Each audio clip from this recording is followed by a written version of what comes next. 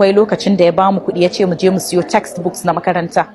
Ina ga lokacin ban ma shiga JS1 ba. So na tafi na je mun siyo 'yan canjina aka bamu sai na ɗan sai sweet. Ko da na dawo gida na ce na sai sweet da kaza amma ga canji. Sai ya ce mini ba a haka. Idan an baki abu kika kawo wanda ya baki ki zo ki miƙa mishi ki bashi ki ce gashi in ya ɗauka ya baki to ya baki. Amma duk abin da ba naki ba kar ki sake ki taɓa. Ki riƙe amana kar ki sake ki taɓa hakkin wani. Sunana na Hadiza Muhammadu Buhari. Ina ga just sati ɗaya ne haka da ɗan kwanaki da na dawo.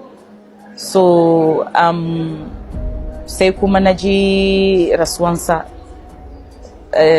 Akwai ciwo sosai, na ji zafin rasuwansa domin na san cewa dukkanmu matafiya ne, amma ban yi tunanin cewa mutuwa tana nan kusa ba, domin ko da muka yi jinyansa ya samu sauki alhamdulillah, ya farfado sosai. Don muna magana da shi ran da zan taho na ce mishi to baba ni zan tafi, ce zaki tafi ina? Na ce zan tafi Najeriya. Ya ce to ki gaida 'yan Najeriya.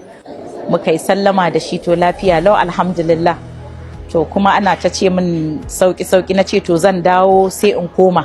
To Allah bai kaddara haka ba, amma dai na gode ma Allah na koma, mun je mun taho da shi. Mahaifiyarmu ta rasu ina ga shekaru 20 da suka wuce. So yanzu kuma baba shi ma, so yanda na ji zafin mutuwar mahaifiyata haka na ji zafin mutuwar mahaifina.